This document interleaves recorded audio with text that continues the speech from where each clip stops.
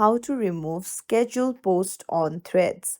Hey everyone, welcome back to the channel. If you are new here, don't forget to hit the subscribe button and turn on the notification bell to not miss any updates.